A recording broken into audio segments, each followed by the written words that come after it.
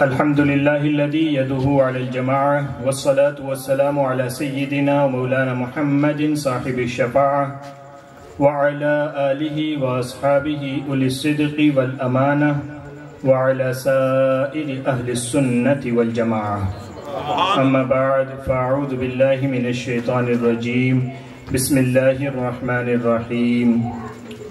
या अहलल किताबि क़द जाअकुम रसूलुना युबय्यिनु लकुम कसीरम मिम्मा कुन्तुम तुख़्फ़ूना मिनल किताबि व यअफ़ू अन कसीर। क़द जाअकुम मिनल्लाहि नूरुन व किताबुम मुबीन यहदी बिहिल्लाहु मनित्तबअ रिज़वानहु सुबुलस सलाम व यहदीहिम इला सिरातिम मुस्तक़ीम। आमन्तु बिल्लाह सदक़ल्लाहु मौलाना अज़ीम व बल्लग़ना रसूलुहुन नबियुल अमीनुल मुख़्तारुल करीम व नहनु अला ज़ालिका लमिनश शाहिदीन वश्शाकिरीन वल्हम्दुलिल्लाहि रब्बिल आलमीन। शाफ़े मुज़निबा के करम ने लाज रख ली मेरे खोटेपन की, निस्बतों का करम है ये खालिद, खोटा होते हुए भी खरा हूँ। आइए सबसे पहले हम और आप मिलकर अपने और सारी कायनात के मरकज़ अक़ीदत मुस्तफ़ा जान रहमत, शमे बज़्म हिदायत, नौशे बज़्म जन्नत, सुबह कायनात के शम्सुद्दुहा, शामे कायनात के बदरुद्दुजा, मीलाद वाले रसूल, यतीमों के मौला, गरीबों के मलजा, सनदुल अस्फ़िया, अहमद मुश्तबा मोहम्मद मुस्तफ़ा रूह फ़िदा सल्लल्लाहु अलैहि वसल्लम की बारगाह में अपनी ग़ुलामी का सबूत देते हुए बावाज़ बुलंद दुरूद पाक का दिया निछार करें और पढ़ें अल्लाहुम्मा सल्लि अला सय्यिदिना मुहम्मद व अला आलि सय्यिदिना व नबिय्यिना व हबीबिना मौलाना मुहम्मद व बारिक व सल्लिम सलातन व सलामन अलैका या रसूल अल्लाह या हबीब अल्लाह सल्लल्लाहु तआला अलैहि वसल्लम। जिस आय करीमा को तिलावत करने का शरफ हासिल किया, अल्लाह तबारक व तआला उसकी रोशनी में मुझे हक कहने, आप तमामी हजरात को हक सुनने, हम सभी को उस पर अमल करने की नेक तौफीक अता फरमाए।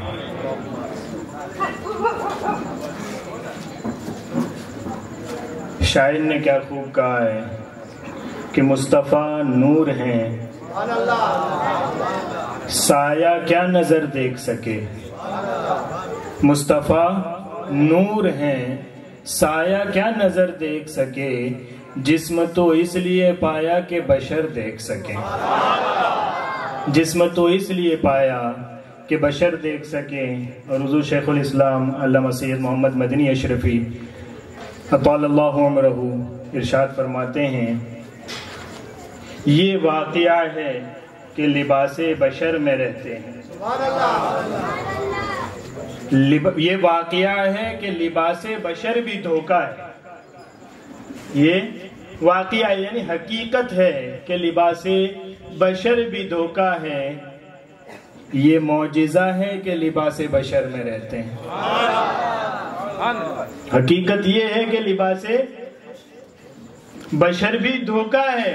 तो फिर लिबासे बशर भी धोखा। हम तो देखते हैं कि चलते हैं, फिरते हैं, खाते हैं, पीते हैं, दाई अलीमा की बकरियां चराते हैं। हमने तो मक्के की गलियों में उन्हें देखा है, मदीने में देखा है। तो फिर ये भी धोखा है। कहाँ? तो फिर इनका बशर होना है क्या? हम तो समझते हैं बशर है। का यही तो मौजिज़ा है कि नूर बशर बन के आ गया। तो भाई जरूरत क्या थी? फरमाया जरूरत ये थी कि फरिश्ते भेजते तो तुम में सलाहियत नहीं थी। वो रब तो चाहता तो वो हुक्म देता, सब ईमान ले आते, मगर तुम में सलाहियत नहीं थी। उसकी देन में कमी नहीं थी, उसकी अता में कमी नहीं थी, उसकी कुदरत में कमी नहीं थी, मगर हमारे लेने में कमी थी कि हम इस लायक तो नहीं थे कि हमें मिल सके। फरमाया तुम इस लायक नहीं हो, लेकिन हम अपना महबूब तुम में भेजेंगे, तुम्हारे अंदर बशर बना के भेजेंगे, ताकि अल्लाह का फैजान और अल्लाह का फजल जो तुम नहीं ले सकते इस रसूल के वास्ते से तुम्हें पहुंच जाएगा। तो ये मौजिज़ा है कि लिबासे बशर में रहते हैं। इसीलिए इमाम ने भी कहा है, सुबह तैयबा में हुई बटता है बड़ा नूर का, सदका लेने नूर का, आया है तारा नूर का, मैं गदा तू बादशाह। भर दे पियाला नूर का। आप मांगने, आपके यहाँ मांगने आता है कोई? प्याला लेके आता है ना। अब प्याले का रिवाज खत्म हो गया, वैसे ही आते हैं लोग, हाथ से ही मांग लेते हैं। जिसके पास प्याला नहीं होता वो हाथ ही को प्याला बना लेता है यूं करके कि जनाब कुछ दे दें। हैं? आपके पास क्या है? का माल है, दौलत है, सरमाया है, तो वो माल लेने आता है। हम रसूलुल्लाह की बारगाह में मांगने जाते हैं, क्या मांगने जाते हैं? इमाम कहते हैं मैं गधा, मैं भिखारी, मैं मांगने वाला, मैं साहिल, तू बादशाह है। भाई मांगता होना जिल्लत की बात है ना, मांगने वाला होना जिल्लत की बात है ना। आपके यहाँ जो मांगना आता है उसे आप इज्जत की नजर से देखते हो? नहीं ना, मांगता होना जिल्लत की बात है, खिफत की बात है, रुसवाई की बात है। और ये क्या दर है कि उनके दर का मांगता होना भी कमाल की बात है। इमाम क्या कहते हैं? मैं गधा, मैं मांगता, तू बादशाह। तो साहिल तो लेने आता है, जो देने वाला होता है उसके पास जो होता है वो मांगता है। यहाँ इमाम क्या लेना है? कहते हैं मैं गधा, तू बादशाह। अब प्याला लेके आया हूं, भर दे पियाला नूर का। तो देने से कम हो जाता है, हम तो घर में से निकालते हैं तो कम हो जाता है। हमें लगता भी ऐसा कि कम हो गया, होता है ना भाई। इंसान है, इंसान है, ये कोई फरिश्ता नहीं है। क्या आप यूं समझें कि जनाब माल की मोहब्बत ही नहीं होगी, औलाद की मोहब्बत ही नहीं होगी, बीवी की मोहब्बत ही नहीं होगी? सब होगा, और दिल भी एक ही दे रखा है, उसी में सबकी रखनी है। मगर इम्तिहान क्या है और कामयाबी क्या है? फरमाया इम्तिहान ये है कि तू इंसान है, तुझे दौलत से भी होगी मोहब्बत, औलाद से भी होगी, जायदाद से भी होगी, बीवी बच्चों से भी होगी, हर चीज से होगी। मगर तेरा इम्तिहान ये है कि उस मोहब्बत के साथ अल्लाह रसूल की मोहब्बत रख, और वो भी ऐसी रख के सबसे ज्यादा होनी चाहिए। माल से मोहब्बत तो होती है, इंसान नहीं निकालता है भाई, नहीं निकालता है। और निकालने पे भी आ जाए ना तो शैतान भी 10 रास्ते और दिखा देता है, वहां डाल दे, वहां डाल दे, वहां डाल दे। तालीम पे आदमी खर्च नहीं करता, सही रास्ते में खर्च नहीं करता। सही रास्ते में खर्च करने निकले भी तो फिर शैतान दूसरे रास्ते दिखा देता है ना। तो देने से खर्च हो जाता है। मांगने वाला आए लेने, आपसे मांगे क्या है? का माल है हमारे पास था, अच्छा वही दे दो। दिया तो आपको होता है कम हो गया। इमाम कहते हैं मैं गधा, तू बादशाह, भर दे पियाला नूर का। नूर लेने आया हूं, नूरी अता फरमा दे। कुछ कम हो गया? हमें मिला। इमाम कहते हैं मुझे मिला, कुछ कम हो गया? कहते नहीं, नूर दिन दूना तेरा, दे डाल सदका नूर का। या रसूलल्लाह, यहाँ कमी की बात ही कहाँ है? आपका रब तो फरमाता है वलल आखिरतु खैरुल लक मिनल ऊला। महबूब तेरी हर बाद वाली घड़ी पहले वाली घड़ी से बेहतर है। तेरा नूर तो हर घड़ी बढ़ता जाता है। मुझ जैसी पूरी कायनात भी मांगने आए तो नूर में कमी कहाँ है? मैं गधा, तू बादशाह, भर दे पियाला नूर का। नूर दिन दूना तेरा, रोज डबल, एवरीडे डबल। नूर दिन दूना तेरा, दे डाल सदका नूर का। आई बिदात छाई जुल्मत, रंग बदला नूर का। माहे तलात महर सुन्नत, ले ले बदला नूर का। तेरे ही माथे रहा है जान सेहरा नूर का। है वक्त जागा नूर का, चमका सितारा नूर का। मीलाद से पहले की कायनात भी मीलाद के लिए है, और मीलाद के बाद की कायनात भी मीलाद के लिए है। क्या कहा हुजूर मुफ्ती आजमीन ने? रसूल उन्हीं का तो मुज्दा सुनाने आए हैं, इन्हीं के आने की खुशियां मनाने आए हैं। और वो जो नबी भेजे, हजरत आदम अलैहिस्सलाम, हजरत नूह अलैहिस्सलाम, हजरत इब्राहिम अलैहिस्सलाम, फिर हजरत इस्माइल, हजरत यहया, उनकी औलाद में सारे पैगंबर, सुलेमान अलैहिस्सलाम, यूसुफ अलैहिस्सलाम, दाऊद अलैहिस्सलाम, सब भेजे। क्यों भेजे? फरमाया इंसान है, उसको हिदायत चाहिए होती है, जिंदगी गुजारने का तरीका चाहिए होता है, सही और गलत में फर्क करने की सलाहियत चाहिए होती है। इसे इंसान बनाया है, ये गलती भी कर जाएगा, कभी सही भी हो जाएगा, मगर ऐसे ही नहीं छोड़ेंगे। हम रब हैं, इस पर मेहरबान है, रसूल भेजेंगे ताकि इसकी हिदायत का इंतजाम हो जाए। तो रसूल हम भेजते रहे और सारे रसूलों ने यही किया कि अल्लाह की तरफ से जो पैगाम मखलूक के लिए था वो पहुंचाया, मगर दूसरा काम हर रसूल के जिम्मे ये रखा गया था कि तुम्हें अपनी कौम को हिदायत भी देनी है और साथ में ये भी बताना है कि हम अल्लाह के रसूल जरूर हैं, मगर रसूलों के सरदार मोहम्मदुर रसूलुल्लाह सल्लल्लाहु अलैहि वसल्लम आखिरी नबी बल्कि आने वाले हैं। हम चले जाएं तो उन पर ईमान ले आना। सबका यही काम रहा। और मैं आप पर आयतें पढ़ता जाऊं तो आप सोचे पूरी तकरीर इसी पे हो जाएगी। हज करने जाते हो, उमरा करने जाते हो, काबा शरीफ का तवाफ करते हो, है ना? काबा देखते हो, किसने बनाया? काबा किसने बनाया? हजरत इब्राहिम अलैहिस्सलाम ने। हजरत इब्राहिम अलैहिस्सलाम ने। यही ना, पता है ना? ये कुरान में भी है। वही यरफउ इब्राहिमुल क़वाइद मिनल बैति व इस्माइल रब्बना तक़ब्बल मिन्ना इन्नका अंतस समीउल अलीम। जब इब्राहिम और इस्माइल ने मिलकर हमारा घर बुलंद कर दिया तो अपने हाथ उठाकर अर्ज किया, अल्लाह हमारी इस मेहनत को कबूल फरमा, तक़ब्बल मिन्ना, हमारी इस मेहनत को कबूल फरमा। और आपके यहाँ कोई खुशी का मौका हो, कोई बरकत का मौका हो तो आप दुआ करवाते हैं ना? कुरान शरीफ पढ़ा जाए तो कहते हैं जरा दुआ करते हैं हजरत। महफिल हो तो आप कहते हैं जरा दुआ करते हैं हजरत। ये कितना बड़ा मौका है कि अल्लाह का घर बनाया है। अल्लाह का घर बनाया है, कयामत तक जिसकी तरफ लोगों के सर अल्लाह की इबादत के लिए झुकेंगे वो काबा बना है। और अब हजरत इब्राहिम अलैहिस्सलाम दुआ कर रहे हैं, काबे की तामीर हुई है और इस नूरानी महफिल में दुआ हो रही है, रब्बना वबअथ फीहिम रसूलन मिनहुम। इस काबे की तामीर की बरकत ये मुझे अता फरमा कि वो जो आखिरी रसूल है जिसका मुझे हुक्म है कि लोगों को बताता रहूं, उस आखिरी रसूल को मेरी औलाद में पैदा फरमा। मकसद क्या था? फरमाया काबा बना मैंने दिया है, आबाद वो करेगा। ये कहीं कुरान के बाहर की बात है?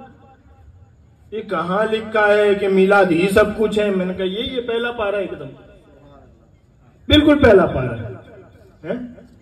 हज़रत ईसा अलैहिस्सलाम है। वइज़ क़ाल ईसा इब्न मरियम या बनी इस्राईल इन्नी रसूलुल्लाहि इलैकुम मुसद्दिक़न लिमा बैन यदैया मिनत तौरात व मुबश्शिरन बिरसूलिन याती मिन बाद इस्मुहु अहमद। ये 28वां पारा है। याद करो वो वक्त जब ईसा बिन मरियम अपने उम्मतियों के बीच में तकरीर कर रहे थे। ये मफहूम बता रहा हूं मैं आपको। जब ईसा बिन मरियम अपने उम्मतियों के बीच में तकरीर कर रहे थे और क्या कह रहे थे? या बनी इसराइल, ए बनी इसराइल, इन्नी रसूलुल्लाहि इलैकुम, मैं तुम्हारी तरफ अल्लाह का रसूल बन के आया हूं। मुसद्दिक़न लिमा बैन यदैया मिनत तौरात, तुम जो तौरात हजरत मूसा वाली मानते हो मैं भी उस पर ईमान रखता हूं। ये तो पहले वाले नबी की बात हो गई। और बाद में फरमाया व मुबश्शिरम बिरसूली याती मिन बाद इस्मुहु अहमद, और सुनो मैं तुम्हें बशारत देता हूं कि जिस रसूल के आने की खबर हर नबी देते रहे हैं, तुम्हें ज्यादा इंतजार नहीं करना पड़ेगा, मेरे बाद अहमद नाम वाला वो रसूल आ जाएगा। बशारत वो भी है कि हजरत आदम अलैहिस्सलाम दे रहे हैं, लेकिन हजरत ईसा की खास बशारत इसलिए अहम है कि हजरत ईसा के बाद कोई दूसरा पैगंबर नहीं है, सीधे हमारे आका तशरीफ लाए। तो मीलाद क्या है? फरमाया मीलाद से पहले की कायनात इनका मुजदा सुनाने के लिए है कि वो रसूल आएंगे, और उनके आने के बाद की कायनात वो किस लिए है? कुल इन कुंतुम तुहिब्बूनल्लाह फत्तबिऊनी युहब्बिबकुमुल्लाह। महबूब ऐलान फरमा दीजिए, अगर तुम अल्लाह से मोहब्बत के दावेदार हो तो मेरे पीछे चलो, अल्लाह तुम्हें महबूब बना लेगा। तो मीलाद के बाद की सारी कायनात इसलिए है कि जो इनकी सुन्नत और शरीयत पर जितना ज्यादा चलेगा वो उतना ज्यादा कामयाब होगा। आखिरी रसूल तशरीफ ले आए। अब मीलाद वाले रसूल की अजमत ये है कि कयामत तक कामयाब वही होगा जो इनके पीछे चलेगा, और कोई कामयाब नहीं। हुए ना लोग कामयाब? है नहीं हुए? हज़रत फारूक आज़म रज़ी अल्लाह ताला अन्हु, इमाम कहते वो उमर जिसके आदा पे शहदा सतर, उस खुदा दोस्त हजरत पे लाखों सलाम। वो उमर जिसके आदा पे शहदा सतर। फिदा होना समझते हो? फिदा होना, किसी पे फिदा होना, है ना? इमाम कहते उमर की शान ये है कि उमर के दुश्मन पर जहन्नम फिदा रहती है। मैं तेरे इंतजार में हूं, तू उमर का दुश्मन है। उस खुदा दोस्त हजरत पे लाखों सलाम। मेरे आका सल्लल्लाहु अलैहि वसल्लम इरशाद फरमाते हैं, लौ काना बादी नबियुन लकाना उमर, मेरे बाद अगर नबूवत बाकी रहती, किसी को मिलना मुमकिन होता तो मेरे बाद उमर नबी होता। हज़रत फारूक आज़म फरमाते हैं मेरी हालत तो वो थी, मेरी हालत तो वो थी कि मेरा बाप मुझे ऊंट लेके भेजता था कि इसको चरा के लेके आ, इसको चरा के लेके आ। मैं चरा के लेके आता था और उसके बाद जब उसे शाम को लाइन में खड़ा रखना होता था तो मैं 2 लाइन में खड़े रख पाता था, तीसरा नहीं खड़ा रहता था। तीसरा रखता था, चौथा लाइन से निकल जाता था। 5 ऊंट मैं लाइन में खड़ा नहीं रख सकता था और शाम को मेरा बाप मुझे इस पर मारता था कि तू कैसा आदमी है, तू कैसा लड़का है कि 5 ऊंट ढंग के नहीं खड़े कर सकता है। ये वही उम्र था कि 5 ऊंट नहीं खड़े कर सकता था। आज अल्लाह के रसूल तशरीफ लाए, मैंने उनका कलमा पढ़ा, उनके दामन से वाबस्ता हुआ और हालत ये है कि 20 साल के अंदर अंदर आधी दुनिया उमर के कदमों के नीचे है। सुभान अल्लाह। कामयाबी कहाँ है? रसूल मीलाद वाले तशरीफ ले आए, अब इनकी शरीयत और इनकी सुन्नत, इस पर चलोगे तो ही कामयाबी है। और कितनी कामयाबी है? मक्का कहाँ, साइप्रस कहाँ, इधर यहाँ हिंदुस्तान तक के अफगान बॉर्डर तक का पूरा एरिया, उधर सीरिया और बगदाद तक का पूरा एरिया, तकरीबन 18 लाख मुरब्बा मील यानी स्क्वायर माइल्स। स्क्वायर किलोमीटर बोलते हो आप, स्क्वायर फुट में नापते हो ना। 18 लाख स्क्वायर माइल्स पर हजरत फारूक आजम की हुकूमत। और फारूक आजम कहते हैं ये कोई और चीज नहीं जिसने मुझे इस काबिल बनाया है, सिर्फ उस रसूल की खिदमत में रहा हूं, इसका बदला है। मिलाद क्या है? फरमाया मिलाद ये है कि मक्के के जिन गांव के लोगों को कोई पूछता नहीं था मिलाद क्या हुई, रसूल क्या तशरीफ लाए, पूरी जमात सहाबा को कयामत तक इतना अफजल कर दिया कि अब कोई कितना बड़ा वली हो जाए किसी एक सहाबी के दर्जे को भी नहीं पहुंच सकता। ये क्या है? मिलादी तो है। अब लोगों का हाल ये है कि हजरत फारूक आजम की शान बयान करने पे तो 2-2 घंटे बोलते हैं और फारूक आजम बने जिस मिलाद की वजह से तो कहते हैं ये तो बिदअत है। मिलाद नहीं होता तो कहाँ होते फारूक आजम? और फारूक आजम की बात कहाँ करते हो? मेरे इमाम तो कहते हैं होते कहाँ, खलीलो बीना काबाओ मीना लौलाक वाले साहिबी सब तेरे घर की है। सुभान अल्लाह। कुछ अंदाजा है आपको कि मक्का शरीफ, मेरे आका सल्लल्लाहु अलैहि वसल्लम मक्के में पैदा हुए ना, है ना? अब काबा भी मक्के में है। हालांकि काबे की बुनियाद तो हजरत आदम अलैहिस्सलाम ने खुद डाली, फिर वो इमारत जमाना गुजरता गया, इमारत खत्म हो गई, निशान थोड़े बाकी रहे लेकिन जैसी इमारत थी वैसी बाकी न रही। फिर हजरत इब्राहिम अलैहिस्सलाम से बनवाई जा रही। काबा है ना, अल्लाह का घर है, इमारत खत्म हो गई, फिर हजरत इब्राहिम से बनवाई जा रही है, हजरत इब्राहिम से ऐलान करवाया जा रहा है, फिर उसकी हिफाजत की जा रही है। और हिफाजत भी कितनी की जा रही है? अलम तरा पढ़ते हो नमाज में? अलम तरा कैफ फअल रब्बुका बिअस्हाबिल फील, क्या तुमने न देखा कि अल्लाह ने हाथी वालों के साथ क्या किया? सुभान अल्लाह। काबा है, अल्लाह का घर है, मक्के में है और उसको बचाया जा रहा है। आदम अलैहिस्सलाम बनाए, खत्म हो जाए, फिर इब्राहिम को हुक्म होता है तुम बना दो। वहां से फिर निशानात मिटने लगे, या कोई मिटाने के लिए आ जाए, अब रहा बादशाह हाथियों का लश्कर लेके आ जाए। ऐसी तो क्या चीज है मक्के में कि लोग वहां जाते, हमारे यहाँ नहीं आते, हम वो घर तोड़ देंगे। और जब वो अब रहा बादशाह हाथी लेकर मक्के आया तो हुजूर अलैहिस्सलाम की भी विलादत नहीं हुई, उसके 55 दिन बाद विलादत हो रही। और उस वक्त काबे के मुतवल्ली मेरे आका सल्लल्लाहु अलैहि वसल्लम के दादा हजरत अब्दुल मुत्तलिब है। लोग आते हैं मुतवल्ली साहब के पास, कबीले के लीडर हैं, कि वो बादशाह हमला करने आ रहा है, काबा तोड़ने आ रहा है और उसने बड़े ऐलान कर रखे हैं, अब हम क्या करें, मुकाबला करें। हज़रत अब्दुल मुत्तलिब फरमाते हैं जाओ सब अपना सामान लेके ऊंची पहाड़ियों पर चढ़ जाओ, पूरा मक्का खाली कर दो। फिर काबे के सहन में आते हैं, अर्ज करते हैं ये जिसका घर है मेरे जिम्मे इसकी हिफाजत थी, मैंने की, अब मेरी इस्तिताअत नहीं है कि इतने बड़े लश्कर का मुकाबला करूं, अब तेरा घर है, तू हिफाजत फरमा। और ये कह के खुद भी पहाड़ों पर चढ़ गए, वो हाथियों का लश्कर लेके आया। अल्लाह फरमाता है अलम तरा कैफ फअल रब्बुका बिअस्हाबिल फील अलम यजअल कैदहुम फी तज़लील अरसल अलैहिम तैरन अबाबील। हाथी इतना बड़ा होता है, हमने चिड़िया की चोंच में 2 कंकरियां दी, सारे हाथियों का लश्कर तबाह कर दिया, काबे की हिफाजत कर ली। ये अल्लाह काबा आदम से भी बनवाया जा रहा है, इब्राहिम से बनवाया जा रहा है, जब कोई हिफाजत करने वाला नहीं है तू हिफाजत फरमा रहा है। आखिर मक्के में ऐसा क्या होने वाला है कि काबे की हिफाजत की जा रही है?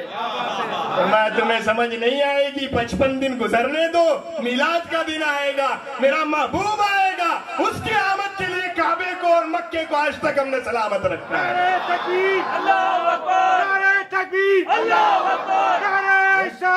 इमाम कहते हैं काबा भी है इन्हीं की तजल्ली का एक अक्स, रोशन इसी के नूर से पुतली हजर की है। तो क्या चक्कर में पड़ा है, हजरे अस्वद चूम ले, हजरे अस्वद चूम ले। हजरत फारूक आजम हजरे अस्वद के सामने खड़े होकर कहते हैं हजरे अस्वद तेरी हैसियत सिर्फ पत्थर होने की है, तू पत्थर है, और खत्ताब का बेटा कभी तुझे मुंह न लगाता, लेकिन तुझे चूम रहा हूं इसलिए कि मैंने कायनात के दूल्हा रसूलुल्लाह सल्लल्लाहु अलैहि वसल्लम को अपने मुबारक लबों से चूमते देखा, इसलिए तुझे चूम रहा हूं। तो मिलाद क्या है हमें नहीं पता, मिलाद क्या है। अल्लाह फरमाता है या अहलल किताबी,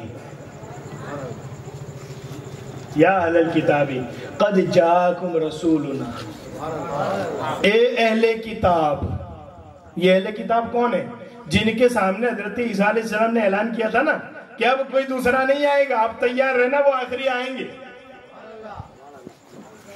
वो यहूदी और वो ईसाई। अल्लाह फरमाते ए अहले किताब, ए यहूदियों, ए ईसाइयों, तौरात में भी पढ़ते आए हो, इंजील में भी पढ़ते आए हो, और ईसा अलैहिस्सलाम खुद ऐलान करके गए हैं कि मेरे बाद वो नबी आने वाला है। कद जाकुम रसूलुना, आ गया हमारा वो रसूल, रसूलुना हमारा रसूल। हम क्या कहते हैं? हम भी कहते हैं ना हमारे रसूल। अल्लाह फरमाते हैं रसूलुना हमारा रसूल। नहीं समझ आई आपको? लुत्फ क्या है, कमाल क्या है? मैं गुनहगार अपने आका के बारे में कहे वो हमारे रसूल है, समझ आती है? ये क्या बात हुई कि रब फरमा रहा है रसूलुना हमारा रसूल। फरमाया हाँ, इस पर मुफ्ती अहमद यार खान नईमी ने बड़ी अच्छी तकरीर की है। मुफ्ती अहमद यार खान नईमी फरमाते हैं हाँ वो अल्लाह के भी रसूल है, हमारे भी रसूल है, फर्क ये है कि अल्लाह ने भेजा है वो रसूल है, हमारे पास आए हैं वो रसूल।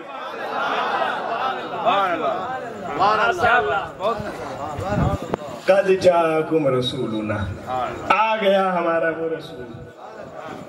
अब क्या होगा? का युबय्यिनु लकुम कसीरम मिम्मा कुंतुम तुख्फून मिनल किताब। तुम तौरात में पढ़ते थे वो आखिरी रसूल आएगा, छुपा लेते थे। इंजील में पढ़ते थे, बयान नहीं करते थे। और का तुम्हारी शरीयत में भी कुछ अच्छी बातें थी, तुमने निकाली, किताब बदल डाली तुमने, रसूल की दी हुई तौरात और इंजील बदल ली तुमने। तुम ये सब करते थे। अब क्या होगा? युबय्यिनु लकुम कसीरम मिम्मा कुंतुम तुख्फून। अब हमारा ये रसूल आ गया है, जितनी तुम छुपाते थे ये रसूल खोल के बयान कर देगा। सुभान अल्लाह, क्या बात है। हुजूर अलैहिस्सलाम पे कौन सी किताब नाजिल हुई है? कौन सी किताब नाजिल हुई है? तो पीछे वालों को नहीं पता कौन सी किताब नाजिल हुई है ना? अभी भी पीछे से आवाज नहीं है। कौन सी किताब हुजूर पर नाजिल हुई है? हाँ, कुरान शरीफ नाजिल हुआ ना। अल्लाह क्या फरमाता है? तुम्हें बता देंगे वो जो तुम तौरेत और इंजील का छुपाते हो। वो रसूल सब जानते हैं कि नहीं? मैंने कहा अल्लाह तो फरमा रहा है यहूदियों ईसाइयों तैयार रहो, यूं ना समझो कि इन पे सिर्फ कुरान नाजिल होता है तो इन्हें और कुछ नहीं पता। हमने इन पर कुरान उतारा है, अब ये तौरेत का भी सारा इल्म रखते हैं, इंजील का भी सारा इल्म रखते हैं। तुम छुपाओगे ये रसूल बयान कर दो। यहूदियों की पूरी जमात आई, यहूदियों की पूरी जमात आई, आके कहने लगी तुम्हारी शरीयत में ये अजीब हुक्म है। मेरे आका सल्लल्लाहु अलैहि वसल्लम ने इरशाद फरमाया क्या? का कोई जिना कर ले तो उस पर हुक्म है कि शादीशुदा हो तो उसे रज्म किया जाएगा। रज्म किया जाएगा का मतलब यानी खड्डा खोद के उसे यहां तक अंदर दबा दिया जाएगा और फिर चारों तरफ से पत्थर मार मार के जहां तक मर जाए वहां तक पत्थर मारे जाएंगे, है ना? लोगों को बड़ा अजीब लगता है कि ऐसी भी कोई सजा होती है। मैंने कहा आज भी दुनिया में दी जा रही है। आज भी चाइना में रेपिस्ट की सजा है, स्टोन पेल्टिंग के जरिए उसको मार के इतने पत्थर मारते हैं कि वो मर जाए। तो इसमें कोई हैरत की बात नहीं है, क्योंकि वो जुर्म इतना बड़ा है, वो जुर्म इतना बड़ा है। आए तो कहा आपकी शरीयत में ये अजीब कानून है कि कोई जिना कर ले, कोई किसी दूसरी औरत के साथ गलत ताल्लुकात बना ले और वो शादीशुदा हो तो आप उसे इतना मारेंगे पत्थरों से कि मर जाए, ये भी कोई कानून है? मेरे आका सल्लल्लाहु अलैहि वसल्लम इरशाद फरमाते हैं तुम कौन हो? कहा हम यहूदी हैं और कुछ ईसाई हैं। कहा ठीक है, तुम्हारे अंदर कोई पढ़ा लिखा है जिसको तौरेत और इंजील का इल्म हो? कहा हमें तो कम पढ़े लिखे। अच्छा, तुम्हारे सबसे बड़े आलिम को बुला के लेके आओ। इब्ने सूरिया, वो लोग बुला के लेके आए इब्ने सूरिया को कि ये हमारे सबसे बड़े आलिम है, इनको तौरेत भी सबसे ज्यादा आती है, इंजील का भी इनका मुताला है, आप इनसे बात करें। मेरे आका सल्लल्लाहु अलैहि वसल्लम ने उसको सामने बिठाया, कहा इब्ने सूरिया तुझे उस रब की कसम जिसने मूसा पे तौरेत उतारी, तुझे उस रब की कसम जिसने बनी इसराइल पे मन्नो सलवा उतारा, सच सच बता क्या जो रज्म की सजा मैं बयान करता हूं वही तुम्हारी तौरात में नहीं है? इब्ने सूरिया हाथ बांध के कहता है मैं कोई और बात कर जाता, मैं बात पलट जाती, बड़ी बड़ी दी है कि मैं नहीं पलट सकता। आपने जिस तौरात नाजिल करने वाले रब की कसम दी है उसी की कसम खा के मैं कहता हूं कि हाँ तौरात में भी इसकी यही सजा बयान हुई है। हम निकम्मे थे कि हमने देखा कि जिनाकारी करने में हमारे अमीर लोग ज्यादा आगे आगे, इन्हीं का चंदा चर्च में ज्यादा आता है, तो हमने कहा कि आयत बदल दो ताकि ये चंदा चलता रहे। हमने आयत बदली है, खुदा का हुक्म वही था जो आप बयान कर रहे हैं।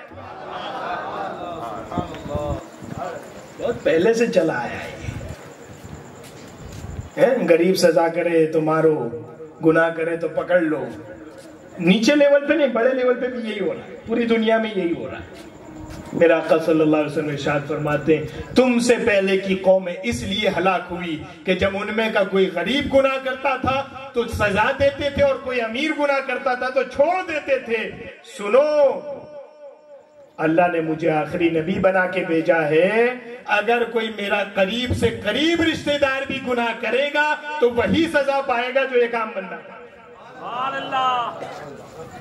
मिलाद क्या है आपने नहीं पता? वो भाई सारे दीन चलते आए हैं। हजरत आदम अलैहिस्सलाम ने भी दीन इस्लाम ही पेश किया है। हजरत आदम अलैहिस्सलाम ने भी इस्लाम ही पेश किया, यही दावत थी, अल्लाह को एक मानो। मुझे पैगंबर मानो, मुझे रसूल मानो और कयामत के दिन पर ईमान रखो। बाकी जिंदगी गुजारने का तरीका उनके जमाने के मुताबिक था, यही था ना भाई। आज हमारे आपस में शादियां जायज नहीं है, लेकिन हजरत आदम अलैहिस्सलाम की जो औलाद होगी वो जाहिर है कि हजरत हव्वा से होगी, हजरत आदम से होगी। तो उनकी शरीयत में ये रखा गया था सहूलत कि डबल जोड़ा जो पैदा होता है, एक लड़का और एक लड़की, वो एक और लड़का और लड़की की शादी दूसरी मर्तबा जो जुड़वा बच्चे पैदा होंगे, लड़का और लड़की, इनकी शादी उनसे की जाएगी। सहूलत जिंदगी गुजारने की उसके मुताबिक थी। दीन तो यही इस्लाम था।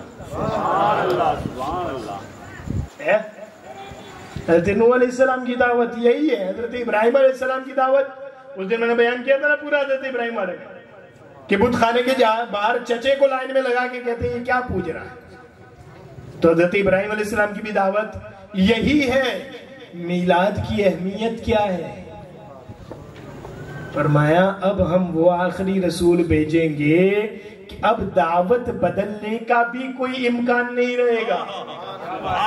जो दावत दी गई है उसके बदलने की भी पॉसिबिलिटी खत्म कर दी है।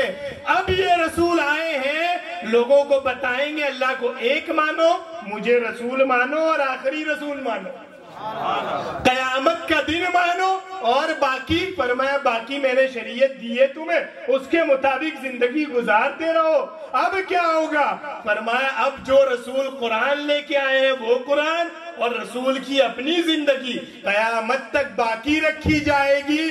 अपनी जिंदगी कुरान और सुन्नत के मुताबिक गुजारना, तुम कामयाब कर दिए जाओ। तो मीलाद ये है कि मीलाद के बाद कयामत तक हर इंसान की कामयाबी मीलाद से जुड़ी हुई है। हम क्या समझते हैं यार, जिंदगी कैसी भी गुजार लो चलेगा, ऐसे नहीं चलेगा। चलेगा कैसे? फरमाया सिर्फ ऐसे चलेगा कि जैसा रसूल ने कहा है वैसी जिंदगी गुजार। क्या फरमाता है? आगे पढ़ो ना, या अहल किताब, किताब कद जाअकुम रसूलुना, हमारा वो रसूल आ गया तुम्हारे दरमियान, युबय्यिनु लकुम कसीरम मिम्मा कुंतुम तुख्फून, बहुत सी वो बातें जो तुम छुपाते थे अपने फायदे के लिए, अब ये रसूल बयान कर देगा। और वयाफू अन कसीर, और बहुत सा तो माफ कर देगा, बहुत सा तो माफ कर देगा कि जो गया गया, अब मुझ पर ईमान लाओ चलेगा, है बहुत सा माफ कर देगा। और क़द जाअकुम मिनल्लाहि नूरुन व किताबुम मुबीन, बेशक तुम्हारे पास अल्लाह की तरफ से नूर आया और एक रोशन किताब। वो नूर क्या है? वो नूर क्या है? आप मुफ्ती अहमद यार खान नईमी से नीचे से शुरू करें, नीचे से मौलाना नईमुद्दीन मुरादाबादी सदुल्लाह फाजिल पढ़े, उसके ऊपर इमाम राजी, साहिब मदारिक अल्लाह मोहम्मद नसफी, काजी बैजावी, इब्ने जरीर तबरी, रूहुल मानी अल्लामा आलूसी, सारे मुफस्सिरीन पढ़ लो, सब कहते हैं नूर से मुराद अल्लाह के रसूल हमारे आका सल्लल्लाहु अलैहि वसल्लम की ज़ात। क्या भेजा है? फरमाया एक नूर दिया है और एक किताब। मीलाद क्या है? कहा नूर वाला आया है। नहीं, उनको नूर न कहो, मैंने कहा कुरान तो कहता है। उनको नूर न कहो, मैंने कहा कुरान तो कहता है। ये कुरान बशर भी तो कहता है। मैंने कहा हाँ, इसीलिए बशर कहता है और साथ में नूर भी कहता है कि ये बशर तो है मगर तुम्हारे जैसे नहीं। बशर सिर्फ इसलिए है कि वो बशर न बन के आते तो तुम्हें हिदायत न मिलती। वो सिर्फ इसलिए बशर है कि उनकी मीलाद होगी, वो तशरीफ लाएंगे, वो पैदा होंगे तो कायनात को अल्लाह की इबादत का तरीका सिखाएंगे, है ना। मिनल्लाहि नूरुन व किताबुम मुबीन, नूर यानी ये रसूल भी दिया और किताब मुबीन रोशन किताब भी दी। अब सवाल ये है ना कि नूर भी है यानी रसूलुल्लाह सल्लल्लाहु अलैहि वसल्लम की जिंदगी भी है और किताब भी है, किसी एक से काम नहीं चल सकता था, किसी एक से काम नहीं चल सकता था। इसको बिला तमसील समझो, नहीं चल सकता था। क्यों? आज भी हम ऐसे ही देखते हैं कि नहीं चलता है। चलता है। बहुत अच्छी किताब आपके पास हो, बहुत बेहतरीन किताब हो, उसमें जिंदगी जीने का बेहतरीन तरीका भी लिखा हो, सब कुछ हो उसके अंदर, और आप उसको लेके पढ़ने भी बैठे हैं, मगर आप जिस कमरे में हैं वहां नूर, रोशनी नहीं है, उस किताब से फायदा उठा पाओगे?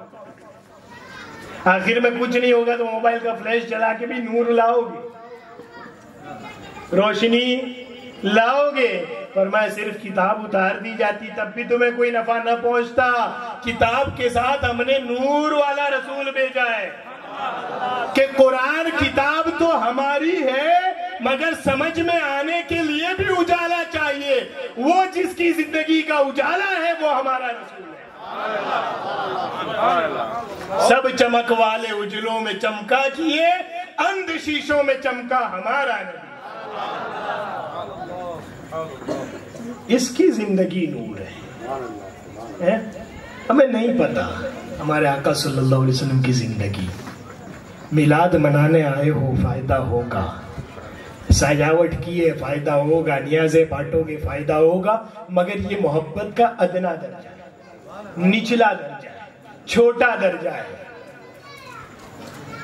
माइनर लेवल है। उससे आगे क्या है? और मैं अब अगर मिलाद मनाने के लिए आके बैठ गए हो और मिलाद की मोहब्बत है तभी तो आके बैठे हो, वरना 10 काम नहीं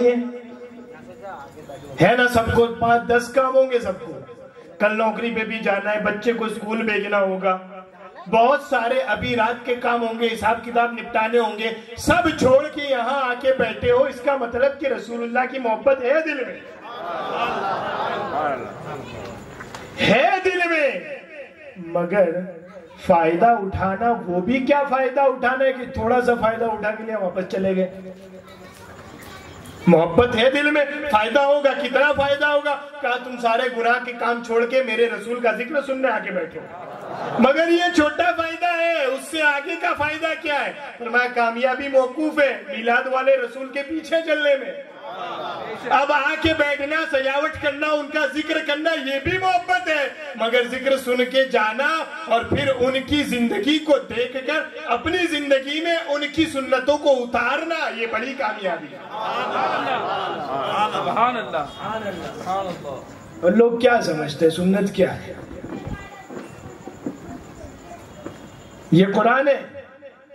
कहां से समझोगे? फरमाया महबूब की जिंदगी से समझना। और महबूब की जिंदगी कहां से समझोगे? फरमाया कुरान ने कामयाबी की जितनी निशानियां, जितनी अलामतें बयान की है, सारी देखनी है, महबूब की जिंदगी में देख लो। हम किस चक्कर में? हम अपने फराइज और अपने सुन्नतें छोड़कर दुनिया भर के नवाफिल की चक्कर में, दुनिया भर के नवाफिल हम रस्म रिवाज समझते हैं। मुहर्रम आएगी तो 10 दिन का प्रोग्राम कर लेंगे, ईद मिलाद आएगी 12 दिन का कर लेंगे, 11वीं आएगी 11 दिन का कर लेंगे। मोहब्बत है ना? नहीं, मगर इस मोहब्बत को रस्म और रिवाज ना बनाओ। क्यों? फरमाया जिस रसूल का मिलाद मनाने आके बैठे हो ना, फिर उसकी शान बहुत बुलंद है, बहुत बुलंद है, बहुत बुलंद है। कितनी बुलंद है? फरमाया वमा यंतिकु अनिल हवा इन हुवा इल्ला वह्युन यूहा। उसके सारे काम तो अलग हैं, सिर्फ बोलने की बात है ना, जबान से बोलने की। हमारा रसूल वो है कि जब तक वही आती नहीं कुछ बोलते भी नहीं है। हम क्या समझते? रस्म और रिवाज कर लो, नफलों में घुस जाओ। जो बंदा 5 टाइम की फर्ज में नहीं आ रहा है ना, जो बंदा 5 टाइम की फर्ज में नहीं आ रहा है ना, वो दौड़ा पड़ा होता है मुहर्रम की 4 रकात पढ़ने के लिए, शब बारात की 6 नफल पढ़ने के लिए। पढ़ो, अच्छी बात है, मगर तुमने इसको रस्म और रिवाज समझ लिया है, इसी को डिस्काउंट, इसी को कामयाबी समझ लिया, ये गलती है। मीलाद क्या है? फरमाया मीलाद को तुमने छोटा समझा है। मीलाद ये है कि मीलाद हो जाने के बाद, रसूल के आ जाने के बाद सारी दुनिया की कामयाबी इनके पीछे है। अब क्या करना है? फरमाया जिस रसूल का मीलाद मनाने बैठे हो उसकी जिंदगी पढ़ो, कहीं तुम्हें सारी अदाएं उनकी तो पसंद आने वाली, जिसे न पसंद आए उसे मोमिन नहीं समझते। जिसे उनकी अदा ना पसंद आए हम उसे मोमिन नहीं समझते। उनकी तो सारी अदाएं पसंद आने वाली है, मगर कोई एक शुरू कर दे अपनी जिंदगी में, तेरी जिंदगी बदल जाएगी। हमारा प्रॉब्लम ये है कि हम इधर उधर भाग रहे हैं। हमें बाल किसी और की तरह रखने हैं, दाढ़ियां किसी और की तरह रखनी है, लिबास किसी और की तरह पहनना है, नमाज भी पता नहीं आती है तो ठीक है, बाकी इधर उधर देख के पढ़ लेनी है। सब अपने हिसाब से चलाना है और जिंदगी के सारे मामला अपने हिसाब से चलाने हैं, और बीच बीच में कहीं कहीं कोई रस्म भी अदा कर लेनी है ताकि पता चल जाए। ये तरीका नहीं है मोहब्बत का। सच्चा मोहब्बत करने वाला वो होता है कि जहां महबूब की कोई अदा देखता है अपना ले। और ये वो कोई अदा थोड़ी है कि अपना लो तो खाली महबूब खुश हो जाएगा, काम हो गया। ये वो कोई अदा थोड़ी है। फरमाया महबूब तो बोलते भी नहीं अपनी मर्जी से। फिर उन्होंने जैसा चेहरा रखा होगा मेरे आका ने, दाढ़ी मुबारक सजा हुआ, तो क्या बगैर अल्लाह के हुक्म के रख लिया होगा? तू तेरी मर्जी से 100 रकात नफल पढ़े, उसकी अहमियत वो नहीं कि सिर्फ इस नीयत से अपने चेहरे पर कुछ बाल सजा ले कि ये मेरे रसूल की सुन्नत है। मोहब्बत का एक पहलू लेके बैठे हो कि उनका जिक्र सुनेंगे। हालांकि दुनिया तुम्हें गाने सुना रही है, फ्री में तुम्हारे मोबाइल में लाके सुना रही है ना। यूट्यूब पे हजारों चीजें, फर्श चीजें पड़ी हुई है, लाखों बुराइयां तुम्हारे सामने हैं, हजारों ऐसे काम है गुनाह के जो दुनिया ने तुम्हारे सामने खूबसूरत करके रखे हैं, उसके बावजूद सब छोड़ के यहाँ आए बैठे हो, तो ये मोहब्बत है ना। मगर अक्लमंद वो है जो इस मोहब्बत को बढ़ाए, बेवकूफ है वो जो मोहब्बत का एक काम छोड़कर पीछे हट जाए। कामयाब महबूब और मोहब्बत करने वाला वही होता है कि महबूब को एक अदा पसंद आए दूसरी अपना ले, दूसरी पसंद आए तीसरी अपना ले। फरमाया अब जिंदगी में हर काम अपनी जिंदगी में करूंगा, लेकिन करूंगा तो उनकी सुन्नत के मुताबिक करूंगा। हम पता नहीं कहां लगे पड़े, करना क्या है जिंदगी में। का मीलाद वाले रसूल आ गए तुम्हारे बीच में, अब क्या करना है? इन पे ईमान लाओ, अल्हम्दुलिल्लाह ईमान ले आए, अल्लाह का फजल ईमान ले आए। और क्या करना है? और मैं ये शरीयत लेके आए, बहुत आसान शरीयत लेके है।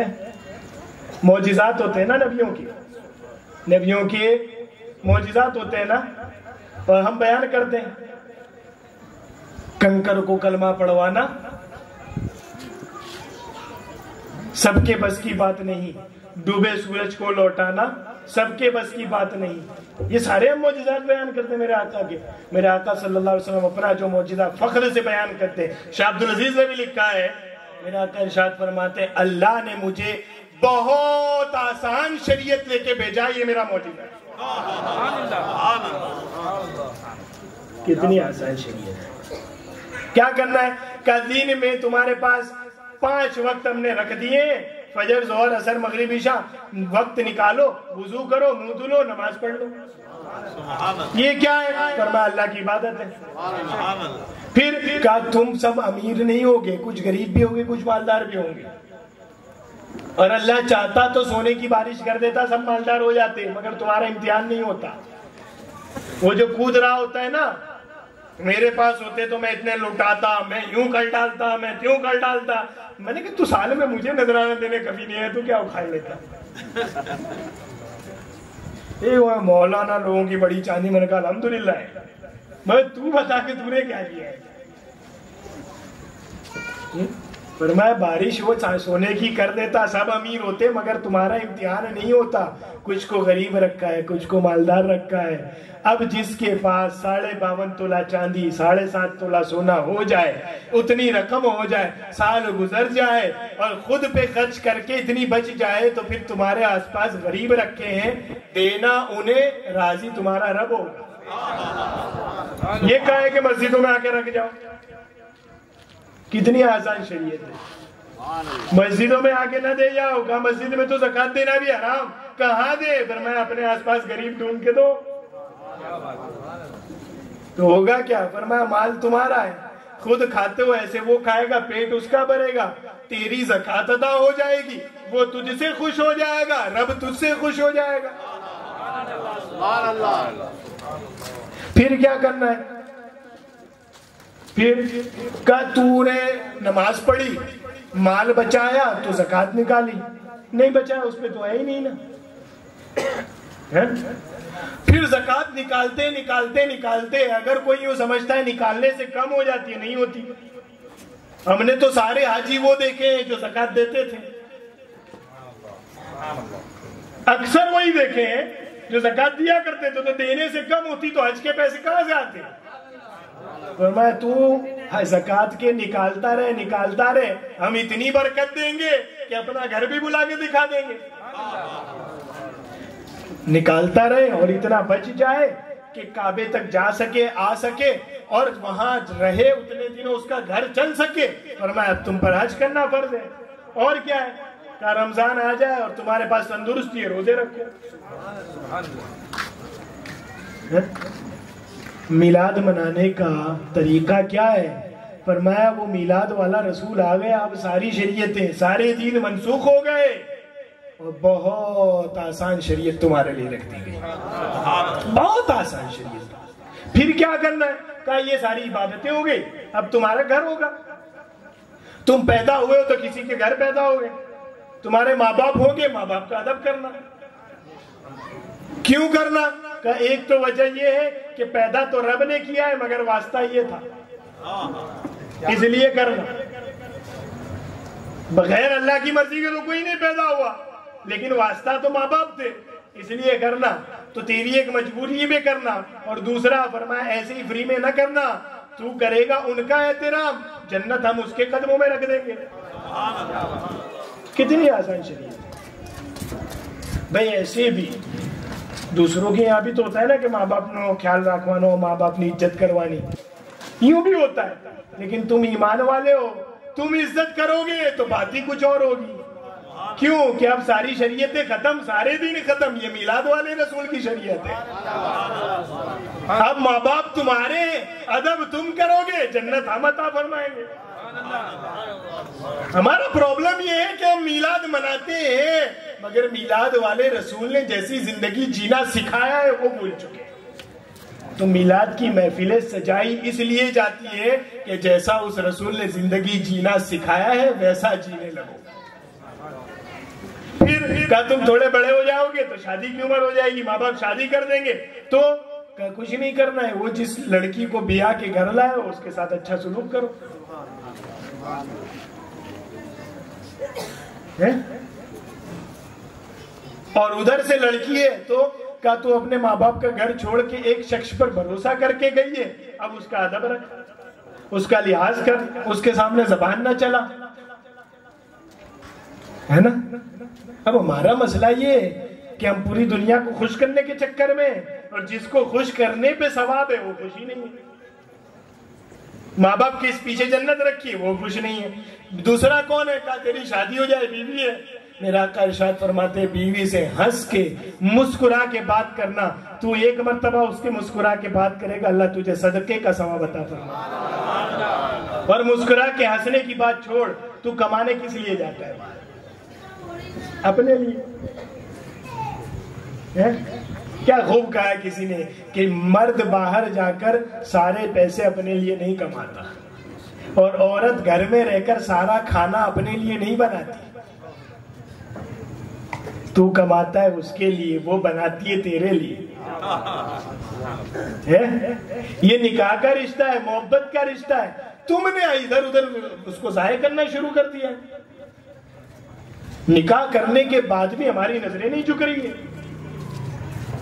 निकाह करने के बाद भी हमारी रातें देर देर तक बाहर हो रही है। शराब पी के बंदा घर आ रहा है, बीवी के साथ मारपीट हो रही है। क्या तरीका है ये? फरमाया तुम मिलाद मनाने वाले रसूल के मानने वाले, मिलाद वाले रसूल के मानने वाले हो, जिसके आने पे हमने सारी शरीयतें खत्म कर दी, सिर्फ उसकी शरीयत चलेगी। और उसकी शरीयत क्या है? फरमाया तू कमाने तेरे लिए जाता है, कमा के लेके आता है, फिर वो तेरे लिए खाना बनाती है, और खाने के जितने लुकमे वो अपने मुंह में डालती है, अल्लाह हर लुकमे पे तुझे सदके का सवाब अता फरमाए।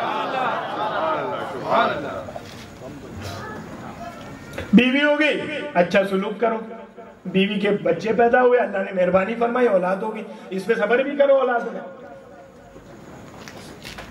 बड़ा माहौल खराब है। मिलाद अब मेरे आका का मना है? और 2 साल 4 साल औलाद ना हो तो हम गैरों के यहाँ चले जाएं। मेरे इमाम तो कहते हैं नूर दिन दूना तेरा डेढ़ाल सदका नूर का, मैं कहता तू बादशाह भर दे प्याला नूर का। वो नूर का प्याला भर सकते, तेरी गोद नहीं भर सकते। सुन्नतों पे चलो, फिर मांगो, उस बारगाह से मिलेगा।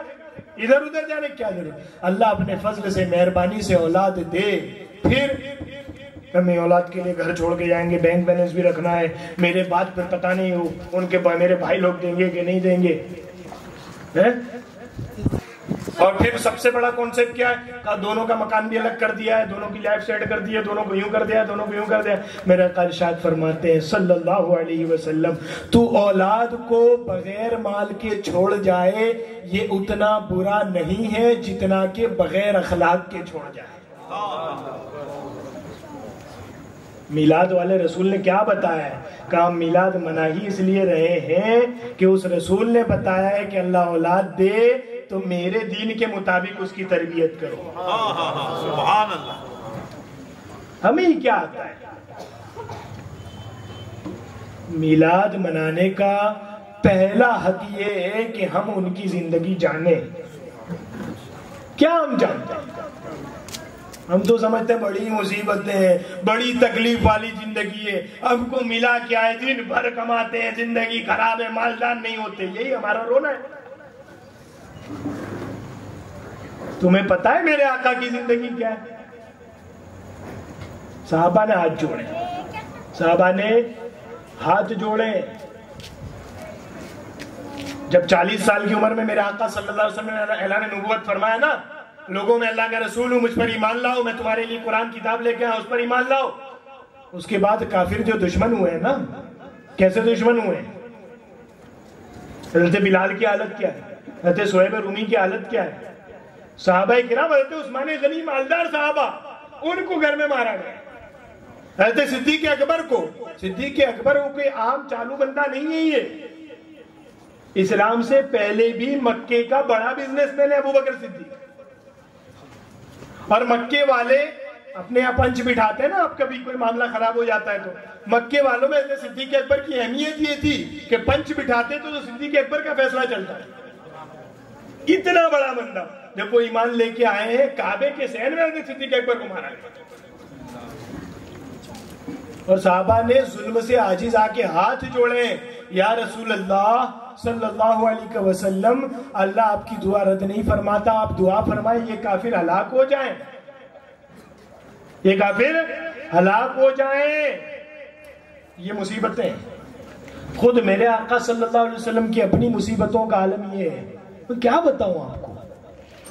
मेरे आका सल्लल्लाहु अलैहि वसल्लम की 4 साहबजादियां ना, हज़रत फातिमा ज़हरा रज़ियल्लाहु अन्हा, हज़रत रुकैया, हज़रत उम्मे कुलसूम, हज़रत ज़ैनब। हज़रत ज़ैनब की जिंदगी का हाल ये है कि जब मेरे आका हिजरत करके मदीना तशरीफ ले गए ना, तो जिस शख्स के निकाह में थी हज़रत ज़ैनब, उसने हज़रत ज़ैनब को मदीने जाने नहीं दिया है। और 1 साल के बाद मेरे आका ने हज़रत ज़ैनब को मक्का से बुलाया। अब सोच रहे हो कि जो जान के इतने बड़े दुश्मन थे कि जान बचाने के लिए, जान के दुश्मन थे इसलिए हिजरत करनी पड़ी मेरे आका को, उन्होंने लड़की के साथ कितनी बदतमीजी की होगी। मेरे आका बाप है ना, कितना दिल दुखता होगा। हम समझते हैं सारी मुसीबतें सारी तकलीफें हमारी जिंदगियों में ही है ना। साहबा ने हाथ जोड़े, मेरे आका दुआ फरमाए, ये हलाक हो जाए, ये बहुत जुल्म करते हैं। मेरे आका सल्लल्लाहु अलैहि वसल्लम इरशाद फरमाते हैं, मेरे साहबा, अल्लाह ने मुझे लानत वाला करके बना के नहीं भेजा है, अल्लाह ने मुझे रहमत बना के भेजा है। मैं दुआ करता हूँ अल्लाह इन्हें हिदायत अता फरमाए। आप क्या समझते हैं, मिलाद मनाने बैठे हो तो उनकी जिंदगी देखो और अपने बच्चों को सिखाओ। हमने सिखाया ही है, वो भी बड़ा यूं ही देख के हुआ है ना कि वालिद साहब ने हमारे लिए प्रॉपर्टी बनाई है, दौलत बनाई है, यूं किया है, त्यों किया है। अच्छा, उसकी भी डिमांड यही होती है, बच्चे की भी डिमांड यही होती है। समाज है हमारा, बच्चे की भी डिमांड, हमारे बाप ने हमारे लिए किया क्या है, हमारे लिए किया क्या है। मैंने कहा कुछ ना भी करे तो पैदा तो किया है, वो एहसान तो ना किसका। और कुछ ना भी करे और तुझे अल्लाह का दीन सिखा के चला जाए। सुभान अल्लाह। इमाम राजी ने उस बच्चे का वाकया लिखा है ना कि ताजिर, उसकी बीवी प्रेग्नेंट थी, वो ये कह के गया था कि मैं तो जा रहा हूँ सफर पे, ये पैदा हो तो इसे मदरसे ले जाना। वहीं उसका इंतकाल हो गया सफर में और उसके गुनाहों की वजह से कब्र में अजाब हो रहा था। बच्चा 4 साल का हुआ, लड़का पैदा हुआ। माँ ने कहा तेरे बाप की वसीयत थी कि इसको मदरसे में ले जाना। उस्ताद के सामने ले जाके बिठाया, उस्ताद ने पढ़ाया, बेटे पढ़ बिस्मिल्लाहिर्रहमानिर्रहीम। बेटे ने पढ़ा बिस्मिल्लाहिर्रहमानिर्रहीम, अल्लाह के नाम से शुरू जो निहायत मेहरबान रहम वाला। इधर बेटे ने पढ़ा, उधर बाप की खबर से अजाब उठा लिया गया। मौला ये क्या है? फरमाया जिसका बच्चा मुझे रहमान और रहीम कहे, मेरी रहमत गवारा नहीं करती कि उसे अजाब दूं। तो अपने बच्चों को रसूलुल्लाह सल्लल्लाहु अलैहि वसल्लम की जिंदगी सिखाओ, ये मिलाद है। तो हमें क्या करना है जिंदगी में? कहा तुम पर 5 फर्ज नमाज किए, माल है तो ज़कात दो, और माल है तो हज कर लो, रमजान आए तो रोजे रख लो, माँ बाप है तो अदब करो, बीवी है तो उसमें सुलूक करो, बच्चे हैं तो उनकी अच्छी तरबियत करो। बस ऐसे जिंदगी गुजारते रहो, सुन्नत और शरीयत पर चलते चलते। मौत तो सबको आनी है, अगर इस रास्ते में आ गई कामयाब हो। तो मिलाद मनाने का हक ये है कि अपनी जिंदगियां मिलाद वाले रसूल की सुन्नत के मुताबिक करें। और तुम क्या समझते हो सुन्नत कोई कम चीज है? हजरत इमाम रब्बानी, क़य्यूम ज़मानी, शेख लासानी, मुजद्दिद अल्फसानी, शेख अहमद सरहंदी फारूकी इरशाद फरमाते हैं, क्या इरशाद फरमाते हैं? तेरी 1000 साल की नफल नमाजें, नफल इबादतें एक तरफ और अल्लाह के रसूल की एक सुन्नत पर अमल एक तरफ। एक सुन्नत पर इमाम रब्बानी फरमाते हैं तेरी 1000 साला नफल इबादतें एक सुन्नत के बराबर नहीं हो सकती। किसी मुरीद ने पूछ लिया हुजूर क्यों नहीं हो सकती? फरमाया तेरी नफल तेरी अपनी मर्जी है कि तेरा दिल कर रहा था तूने कर लिया, और उसमें भी नीयत का ठिकाना नहीं, उसमें भी नीयत का ठिकाना नहीं।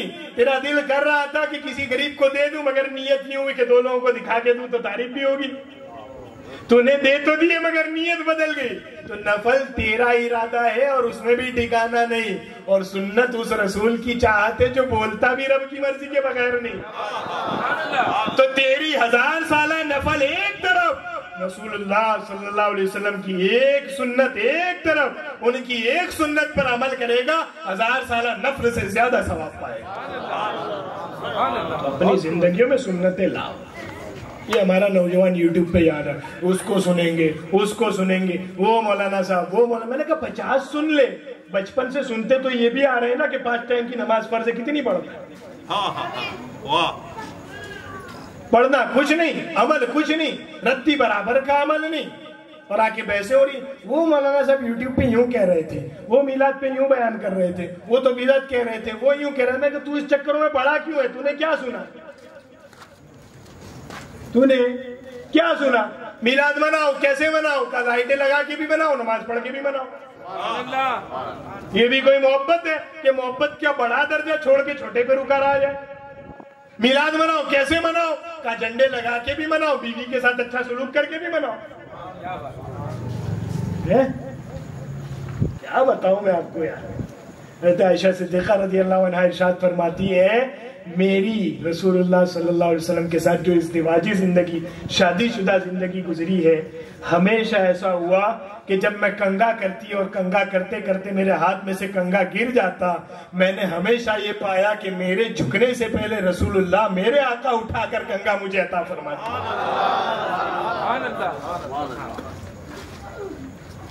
कहाँ है उसने सुना और होगा भी कहां से है? तो मिलाद मनाने का तरीका ही ये है, इधर उधर ना घूमो, जितना सुन के जाते हो उस पर अमल करो। 50 जगह सुन रहे, वो यूं कह रहे थे, मिर्जा साहब यूं कह रहे थे, फला साहब यूं कह रहे थे, फला साहब यूं, मैंने उनको रहने दे अपने घर। तूने 5 टाइम की नमाज पढ़ी, अल्लाह राजी हुआ कि नहीं? बस अब क्या चाहिए? तूने दाढ़ी रख ली, अल्लाह राजी हुआ कि नहीं? तूने बीवी के साथ घर में अच्छा सुलूक किया, अल्लाह राजी हुआ कि नहीं? तूने माँ बाप के हाथ चूमे, अल्लाह राजी हुआ कि नहीं? बस अमल करता जा, तो कोई अच्छे इल्म की नफे की बात मिले तो हासिल कर ले, बाकी इधर उधर के चक्कर में ना पड़ो। दुनिया तुम्हारा ईमान ले जाएगी। सलामती ईमान की यही है कि मीलाद मना रहे हो, और अगर ये ईमान की सलामती है तो फिर अमल भी इसी से निखरेगा कि मोहब्बत तुम्हारे दिलों में है, तुम अमल करोगे, मोहब्बत तुम्हें कामयाब करेगी। जिसके दिल में दुश्मनी है, अमल करेगा तब भी नाकाम होगा, कामयाबी तुम्हारे लिए। समझ आई? तो ये पहला दिन है, मिलाद मनाओ। कैसे मनाओ? इस छोटे दर्जे से भी मनाओ, उस बड़े दर्जे से भी मनाओ। लाइटिंग करके भी मनाओ, अपनी जिंदगियों में उजाला करके भी मनाओ। गलियों को बदल देते हो ना, कल यहां से निकल रहे तो कैसा लग रहा होगा, और आज देखो कितना खूबसूरत है। गलियां बदल देते हो ना, जिंदगियां बदल दो मिलाद में। अबे तू तो कल तक यूं था, कल तक गालियां बोलता था, कल तक शराब पीता था, कल तक ऐसा था, कल तक ऐसा था। मिलाद आया, बदल गया। कितने बदल गए? कहा जमाना बदल गया। बेटियों को दफनाने वाले बेटियों की इज्जत करने लगे,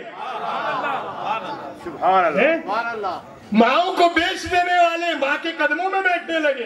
पूरा जमाना मिलाद से बदल गया, तेरी अपनी जिंदगी भी बदल जाएगी। इतना ही तो जवाब देना है, ताना देने वाले देंगे। तू तो बदल गया, तुझे तो इतना ही कहना है कि हाँ मिलाद से दुनिया बदल गई, हम भी बदल गए। तो कब बदलोगे? अलम यानी लिल्लज़ीना आमनू अन तख़शा क़ुलूबुहुम लिज़िक्रिल्लाह, क्या ईमान वालों के लिए अभी वो वक्त नहीं आया कि अल्लाह के जिक्र से उनके दिल खौफ में पड़ जाए? तख़शा क़ुलूबुहुम, उनके दिल कांप उठे कि चलो अल्लाह को याद करते। कैसे याद करते? का मिलाद की महफिल में बैठ के हम अल्लाह को याद। समझ आई? तो ये है मिलाद। अहमियत ना समझ आए फिर भी मिलाद का फायदा होता है, और इतना सुन के जाओ तो फिर बहुत फायदा होता है। जरूरत सिर्फ ये है कि उनकी जिंदगी अपनी जिंदगी में अपनाओ।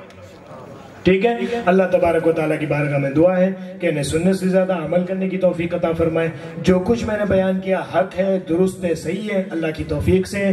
जो कमी रही, कोताही रही, गलती हुई, मेरी अपनी जात की वजह से अल्लाह माफ फरमाए। अस्तगफिरुल्लाह रब्बी मिन कुल्लि ज़ंबिन व अतूबु इलैहि व आखिरु दावाना अनिल हम्दुलिल्लाहि रब्बिल आलमीन।